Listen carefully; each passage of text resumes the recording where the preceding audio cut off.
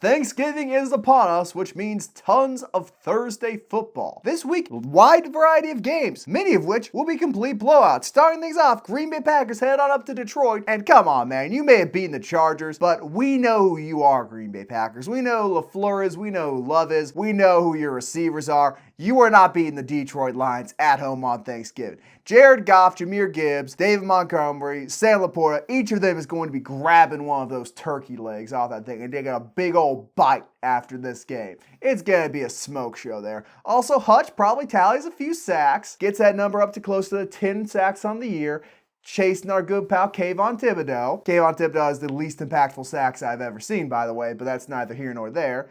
But this one's pretty obviously going to the Lions, starting Thanksgiving off the right way with a dominant win over Green Bay. I also expect the Lions to win. I mean, the Packers, while they did pick up a win last week, it was against the Chargers. And the Lions, they have a more consistent offense, and they have a defense that's better than the Chargers defense. And it's also a divisional matchup. I expect Dan Campbell to have him ready to play on Thanksgiving. The Lions are winning that game. Those boys coming out the tunnel barking. Ugh. Then we have the Commanders taking on the Cowboys. And the Commanders coming off a rough loss to the Giants. And for some reason, the Commanders seem to play better against the Cowboys and Eagles than they do against the Giants. They always play bad against the Giants. So I do expect them to be a little bit better this week against the Cowboys. But the Cowboys just have such a better defense, and Dak and CeeDee Lamb have been cooking. They've gotten Jake Ferguson going at tight end. I fully expect the Cowboys to win. I'd be shocked if they didn't, but I do think we're going to see better Commanders than we saw against the Giants. I want it to be known for this game that if KJ Henry, the defensive end Washington, is currently rolling out there,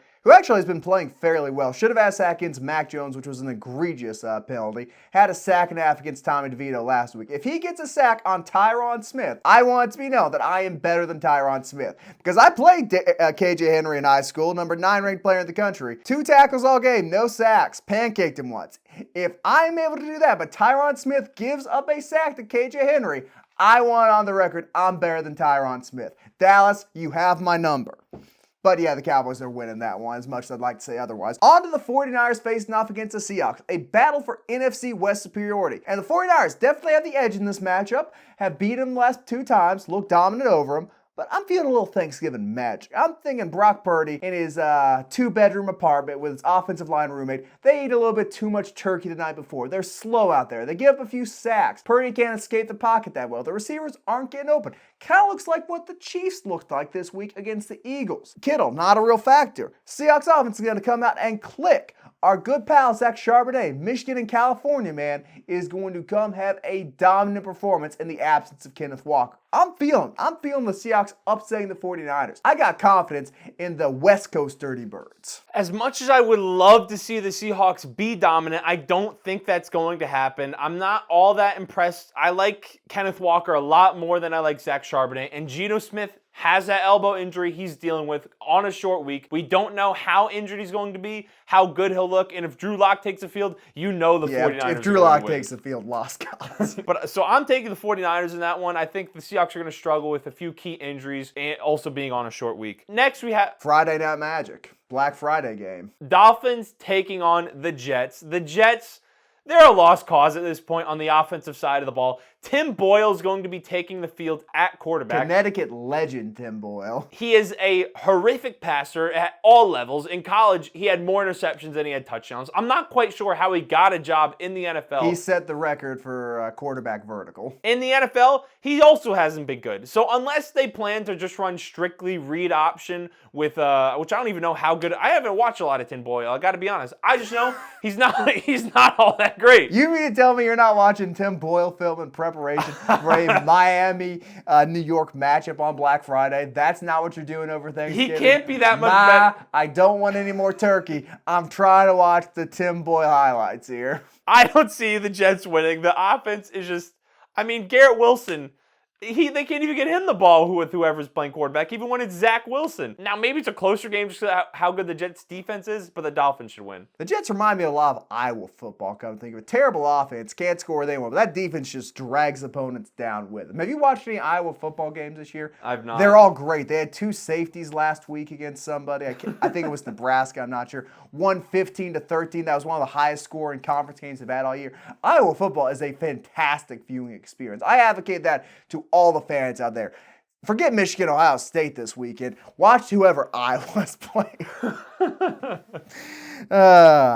On to a much less interesting game. The Saints are going over to Atlanta. Our pal Desmond Ridder has won his starting job back over Taylor Heineken Light. Arthur Smith must be tried and punished for his crimes against fantasy football, but that punishment will be averted. I got faith, man. Sometimes it is darkest before dawn. Sometimes you get benched for Taylor Heineken Light. And when you come back and have a glorious return and dice the New Orleans Saints defense up for 3 touchdowns, 2 of which are on the ground because you're a freak like that, people will respect you. It will be a resurgence. I'm saying Desmond Ridder has this one. Absolute faith in the Falcons. The Saints overcome Arthur Smith. The Saints have a better passing attack. They have a better quarterback. They have a better defense. They have offensive weapons. Alvin Kamara has been doing Alvin Kamara things. Hey, man, the Falcons have offensive weapons, too. Taysom Hill. Yeah, but they can't get their offensive weapons the ball, and they refuse to. Although Bijan Robinson was used a little bit more in their last game. Give me some Tyler Algier red zone carries. Thank you very much. Taysom Hill, he's been doing his thing on the Saints, running the ball. He's been doing his thing. He's been doing it. He's been there. He's been there doing his Special thing, scoring teams dirty touchdowns, work. running the ball, gritty player. Someone you'd want your daughter to date. I think the Saints are going to win that game. I don't have faith in Arthur. I don't necessarily lack faith in the Falcons. I lack faith in Arthur Smith, who is their head coach and the biggest decision maker on that team. Then we have the Steelers taking on the Cincinnati Bengals. And the Bengals have a backup quarterback starting. The Steelers just fired Matt Canada. That offense is going to be reinvigorated. They are going to be playing with energy after firing Matt Canada, and they're playing a team missing their starting quarterback, and their defense is incredible. So I expect the Steelers to win this one. They're going to be rejuvenated on offense. The defense is going to do their thing against a backup quarterback. They're going to win. Unless Trey Hendricks hits Kenny Pickett with something diabolical and takes him out in the first series of the game, it's over for Cincinnati. What more is there to say, man? Steelers are going to win this game comfortably. On to an AFC South matchup for AFC South superiority. Jaguars facing off against the Houston Texans. A game between 2 young star quarterbacks, one who has shown much brighter down there in Houston this year. And I gotta be honest, I'm a big fan of the Jaguars front seven. I've said it all year, Josh Allen has proven me right. He has earned himself the title of Josh Allen as opposed to the other Josh Allen. The other Josh Allen now plays in Buffalo. I think he's going to get active. I think we saw some weaknesses in C.J. Stroud's game last week. 3 interceptions. When faced with pressure, folded a little bit more than he usually does. Got the win against the Cardinals, but still.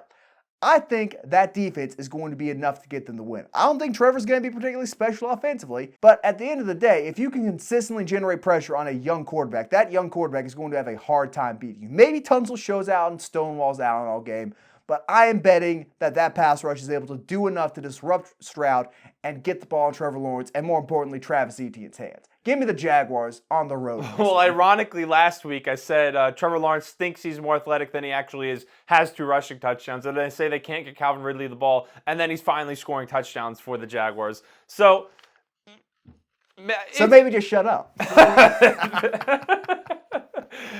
I still think the Texans are going to win. C.J. Stroud is making his way towards being a favorite for the MVP, winning Offensive Rookie of the Year and MVP. He is not making his way after a 3-interception game. He's not. I don't care about that 3-interception game. He's going to get back on track. Tank Dell, he's been balling. He's had like 13 targets a game. He's been cooking any DB he goes against. C.J. Stroud is going to cook up the Jaguars defense. And again, I think we're going to be a little bit let down by the Jaguars offense. Next up, we got the Buccaneers taking on the Colts, who also just released Shaq Leonard, who has been particularly good this season. He hasn't been as good as he's been in previous years, but, kind of a little bit of a surprise there. And the Buccaneers, they had that hot start with Baker Mayfield, and they have cooled down greatly since then. So in this one, we're going to have Baker Mayfield, Gardner Minshew.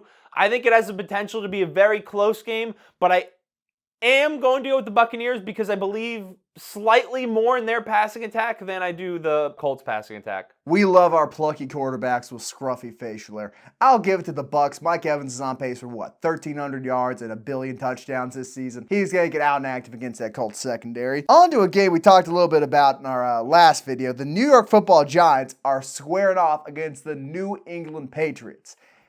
And this is going to be the key to determining who gets Caleb Williams or Drake May. A battle of the bad, and bad doesn't even do it justice. The 2 worst teams in the NFL, arguably, are facing off. They're still the Panthers. Hey, man, Bryce Young. You got to respect him a little bit. He is doing his best. God, he is trying so hard. But Lord, please help that man. Send him someone other than Adam Thielen, Lord. Make it a Thanksgiving miracle that the trade deadline is reinstated so they can get a functional receiver for him to throw to. Stop distracting me. We will find out if Bill Belichick is fully committed to the tank, because he has it within his means to completely destroy Tommy DeVito with that defense. He terrorizes young quarterbacks. Every little mistake is amplified against that Pats defense. But if he lets him off the hook, if he lets young Tommy Parm slide, we will know he is aggressively tanking. I think Bill's got too much pride in himself. I think he can't deal with those 2 Super Bowl losses. I think he will sabotage the Patriots' future just to win against the Giants. Give me the Patriots in this one.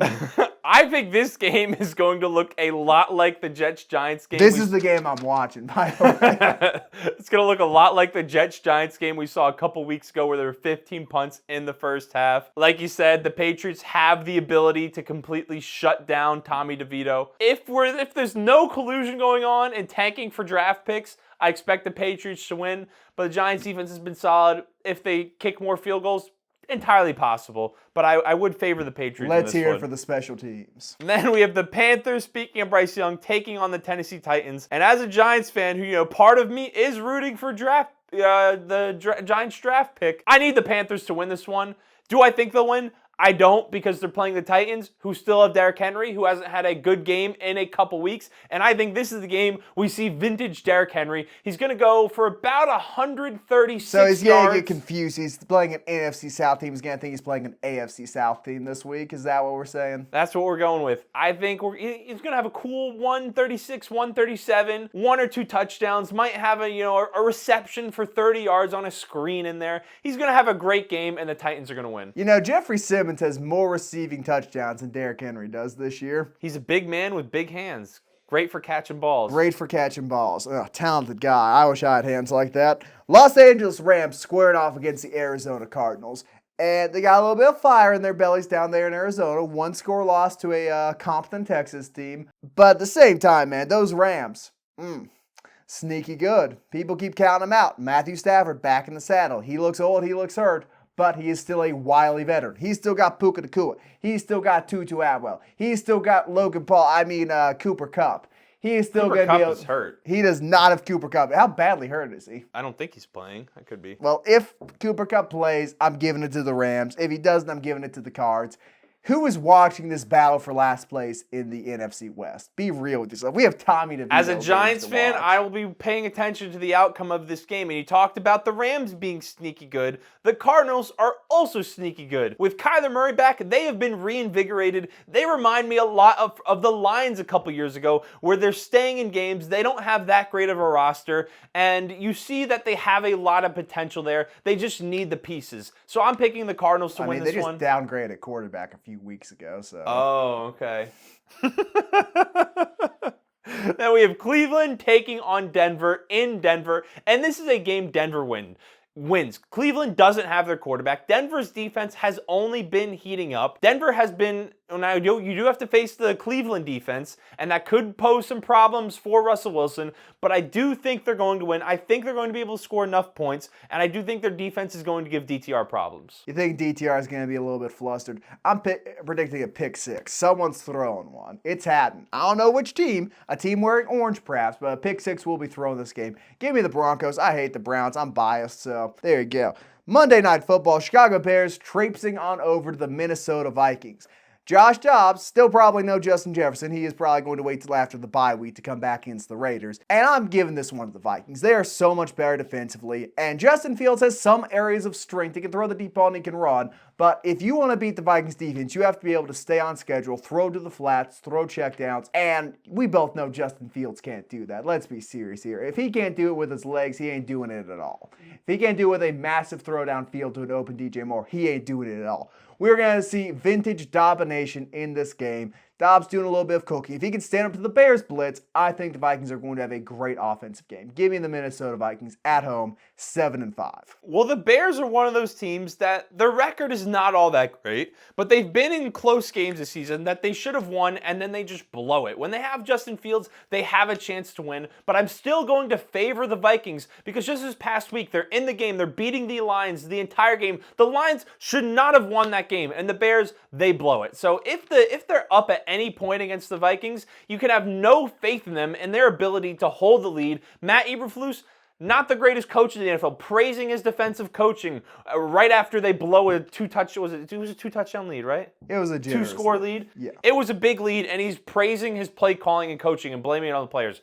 So I don't believe in the Bears coaching staff. I don't believe in the Bears' ability to close out games. I'd go with the Vikings there. And then we have the Bills taking on the Eagles. And as much as I doubted the Eagles in our last video, they're going to beat the Bills. I am not a believer in the Bills. Have been way too inconsistent this season. Josh Allen, that defense has suffered major injuries that they still haven't really recovered from. I know they just blew out the Jets, but that's the Jets. When they're playing the Eagles, who have more talent at basically every position, I don't know, man. It's been a while since someone really lit up that Jets defense, so you gotta respect Buffalo on that front. I'm gonna say the Bills win this one. It feels like we're getting to the point of the year, as we inevitably get to every single year, where everyone's way too far down on Josh Allen. Not a top 5 quarterback, turnover machine. Never mind his interception against the Jets defense was a Hail Mary at the end of the half. No, he's a picks merchant. I'm giving this one to the Bills. I think Stephon Diggs, I think those Bills receivers, I think Kincaid can get after it against the Eagles secondary much better than the Chiefs off a bye were.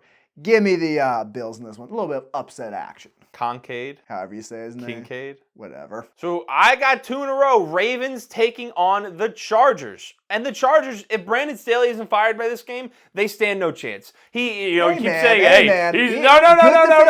Against the Packers, only 20 points. You keep calling him, maybe he's an offensive coach. That's what you've alluded to. He said in his press conference, he's calling the defensive plays. So he is a defensive head coach. I don't want to hear this. I think the problem is he's an offensive head coach calling the defensive plays. that could be an issue. But they're taking on the Ravens. The Ravens have the number 1 rushing attack in the NFL. The Chargers don't have much of a rush defense. They don't have much of a defense. One of the worst defenses, probably the worst defense in the NFL at this point. So, I expect the Ravens to win. Yeah, man, unless that Mark Andrews injury is really killing their offense, I got no faith in Herbert. It's never his fault except for every single time where it actually is his fault. Quentin Johnson, though, big bounce back game, I believe. A crispy 50 yards, maybe a touchdown, maybe 2 drops. A dominant.